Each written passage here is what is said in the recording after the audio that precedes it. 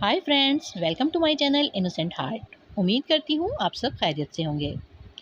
दोस्तों, दुनिया में तकरीबन 90% अफराद को खांसी के मसले का सामना करना पड़ता है। यहाँ तक कि कुछ लोगों को एक साल में 2 से 3 मरतबा भी खांसी की शिकायत हो जाती है।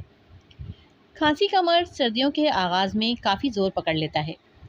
बदलता मौसम हमारे मुदाफ़ियाती निज़ाम पर भी असरअंदाज होता है, क्योंकि मौसम में तब्दीली की वजह से हमारा मुदाफ़ियाती निज़ाम कमज़ोर हो जाता है, जिसकी वजह से खांसी, गले का ख़राब होना, नज़ला ज़ुकाम और बुखार हो सकता है। अगर नज़ला ज़ुकाम 2 हफ्तों से ज़्यादा रहे तो फेफड़ों की बीमारी का सबब बन सकता है। इसलिए खांसी का फ़ौरी इलाज नहायत ज़रूरी है।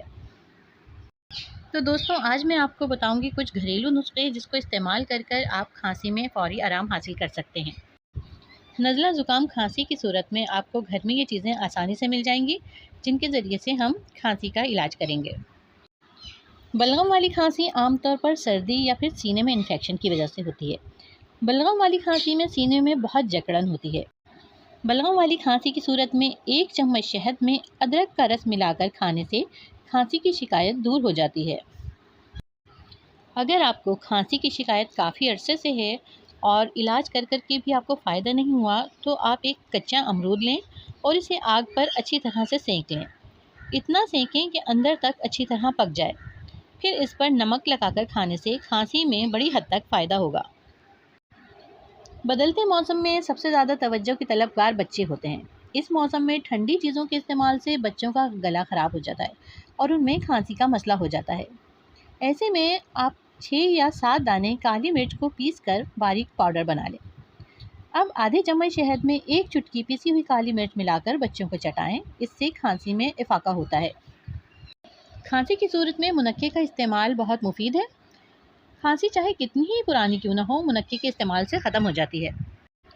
1 गिलास पानी में 4-5 दाने मुनक्का, 1 टुकड़ा दालचीनी डालकर 5 मिनट तक पकाएं और इसको पिएं। बड़ों के लिए आधा कप और बच्चों के लिए 1 चम्मच। ये इलाज खुश्क खांसी के लिए बेहतरीन है।